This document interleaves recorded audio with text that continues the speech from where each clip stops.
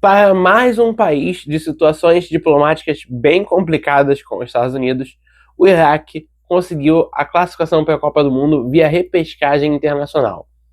O assunto geopolítica segue, mas hoje a gente tem uma história de campo bem interessante para contar também. Então vamos embora, porque o Como Vem de hoje é exatamente sobre a seleção do Iraque.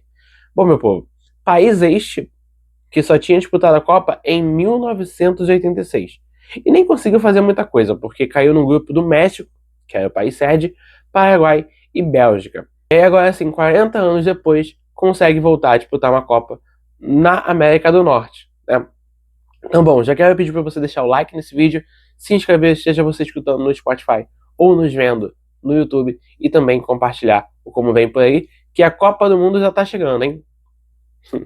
Bom, gente, o Iraque é um país também do Oriente Médio, é um país que acabou se metendo em guerra. Se metendo não, porque a guerra foi no próprio país, contra os Estados Unidos. Então, existe também, assim como o Irã, que eu falei no vídeo de ontem, uma certa problemática, uma certa dúvida sobre a entrada, sobre vistos. O Iraque, na fase de grupos, não vai jogar só nos Estados Unidos. Então, você tem questões ainda a serem descobertas. Mas a expectativa é que tanto Irã quanto Iraque consigam fazer uma Copa do Mundo sem se preocupar com esse tipo de coisa. Vamos então falar sobre a história da classificação do Iraque para a Copa do Mundo, porque esse conto ele tem vários pontos interessantes. A história começa ainda nas fases iniciais, melhor dizendo, na terceira fase, quando o time não consegue se classificar e fica atrás da Coreia do Sul e da Jordânia, e avança junto com o Oman para a quarta fase. Na quarta fase vem a primeira dor, que é o Iraque acaba caindo no mesmo grupo da Arábia Saudita.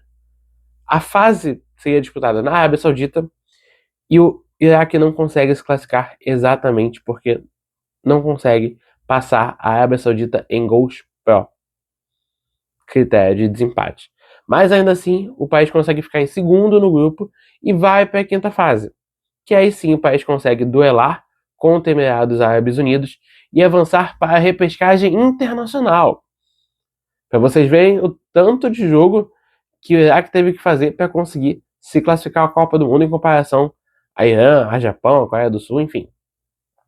Nessa repescagem internacional, a ser jogada no México, eu cheguei a trazer isso aqui no vídeo dos jogos da repescagem, a seleção do Iraque sofreu com viagem, teve de trocar transporte, uma parte foi pela água, outra parte por avião.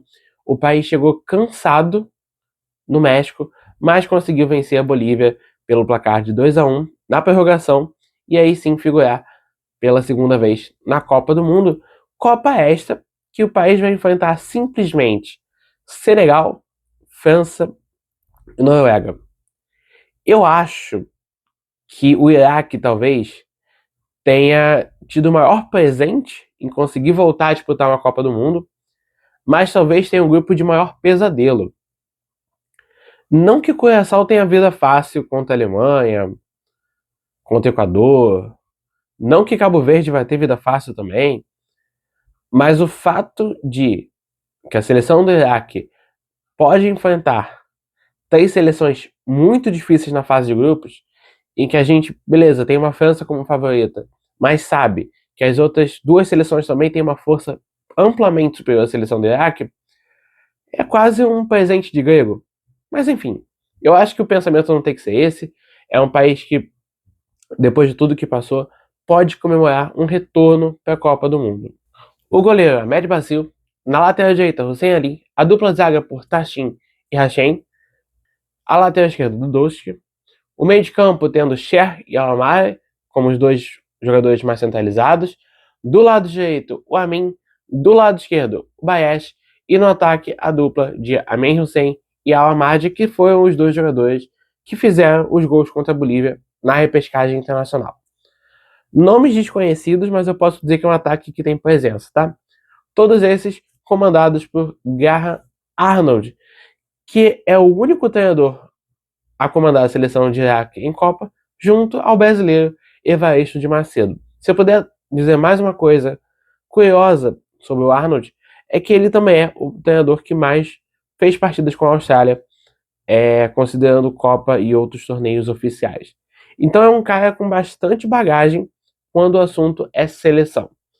Bom, meu povo, eu vou ficando por aqui. Quero saber de vocês o que vocês acham do Iraque na Copa do Mundo, se é realmente um presente de grego. Não esquece de avaliar positivamente o vídeo, compartilhá-lo por aí e também se inscrever no canal. Eu vou ficando por aqui.